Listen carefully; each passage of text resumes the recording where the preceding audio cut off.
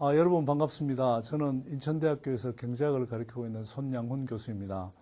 오늘은 여러분들과 같이 전력시장에 관련된 얘기를 좀 해볼까 합니다. 특히 전력시장 가운데서도 우리가 과거에는 보정계수라고 이름을 불렀는데 최근에 이름이 바뀌었습니다. 내용은 같습니다만 정산조정계수라는 것에 대한 내용을 좀 공부를 해서 한전과 자회사 간의 거래 방식을 좀 이해하고 이것과 관련된 정책을 어떻게 하는 게 옳겠다 하는 것에 대한 견해를 좀 말씀드리려고 합니다. 한 번씩 하나씩 들어가 볼까요? 우리나라의 전력 도매 시장은 우리가 생각하는 것보다 굉장히 큰 시장입니다. 단 하루에 거래되는 액수가 무려 1,000억이 넘습니다. 그러다 보니까 연간으로 따지면 수십조에 이르는 거래가 전력 시장에서 일어나고 있습니다.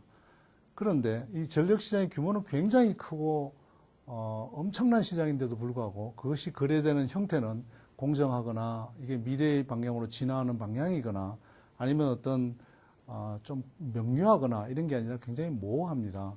그래서 세계 어느 나라 전력 시장에서도 유례를 찾을 수가 없는 좀 기이한 형태의 시장으로 되어 있다 하는 말씀을 좀 드리면서 시작하도록 하겠습니다. 우리 사회는 도매 전력 시장과 관련해서 많은 논쟁이 있습니다. 특히 정산 조정 계수와 관련해서 많은 논쟁이 있습니다.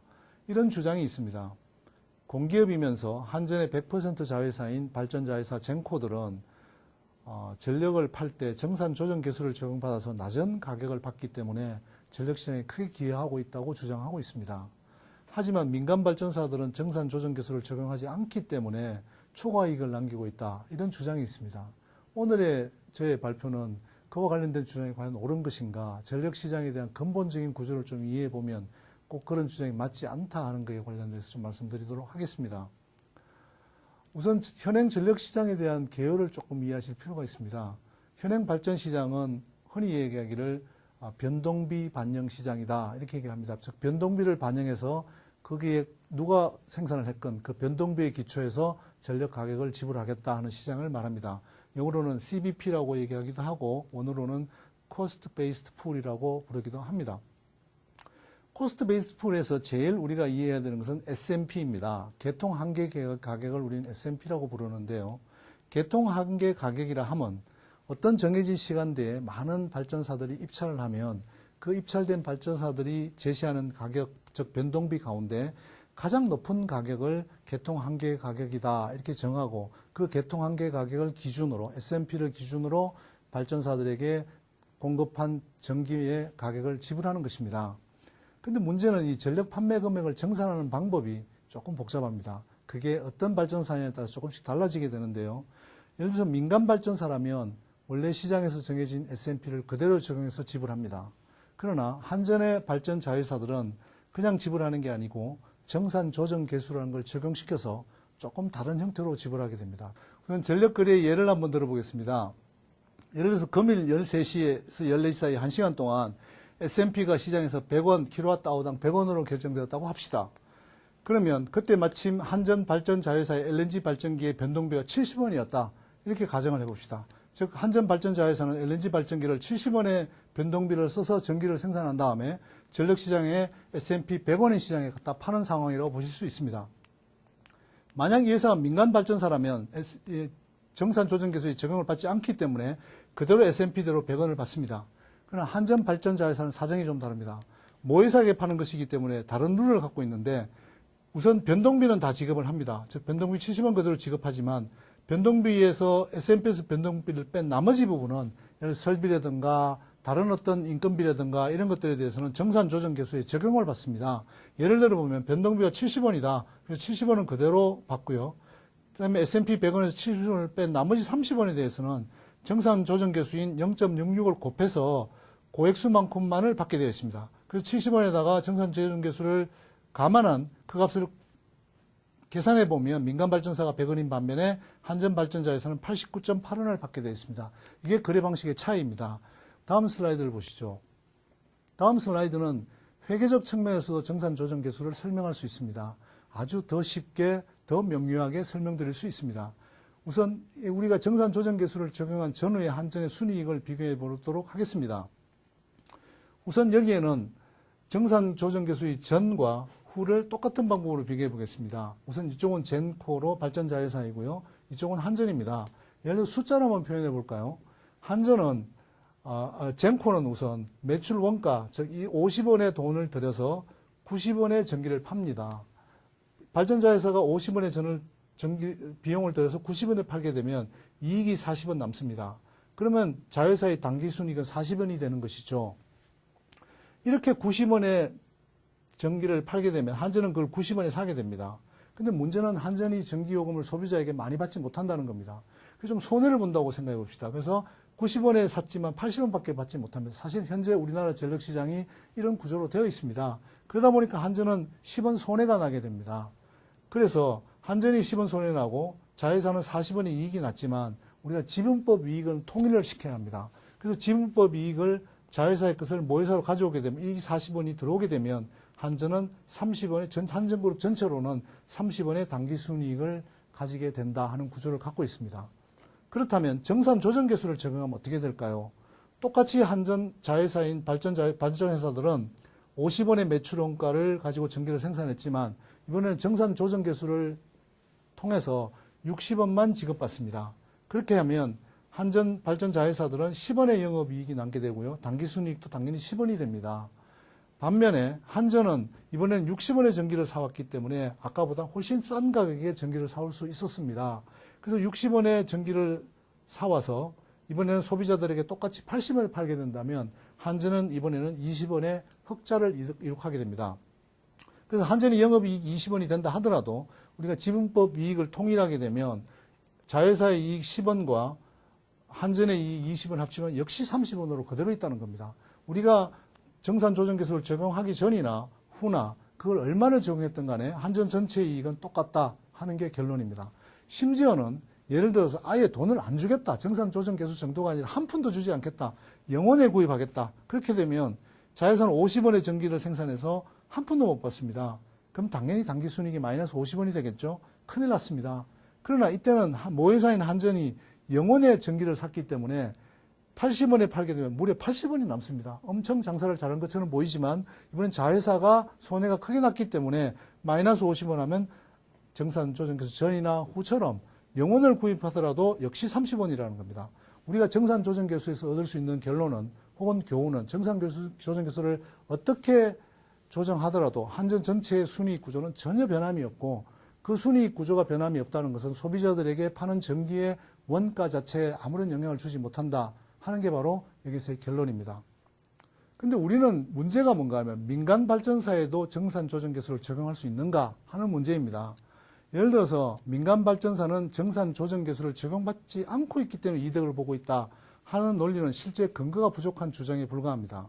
예를 들어서 우리가 한전이나 혹은 발전자회사가 발전설비의 84%를 갖고 있고요. 전체 송배전 설비 100%를 갖고 있기 때문에 사실은 아주 지배도가 높은 지배적 사업자입니다. 지배적 사업자에 의한 불공적 행위가 될 가능성이 굉장히 높습니다. 예를 들어서 이게 회계적 허상이거나 장부상 내부 거래를 이유로 경쟁사의 실제 거래를 강요하는 어떤 오류를 범할 가능성이 있습니다. 예를 한번 들어보겠습니다. 내가 짜장면집 주인입니다. 중국집 주인이죠. 근데 내가 짜장면집을 운영을 하려면 직원이 필요합니다. 직원이 필요해서 내 아들도 직원으로 고용했고요. 동네에 아주 똑똑한 청년, 일을 잘하는 청년도 한 명 직원으로 고용했다고 합시다.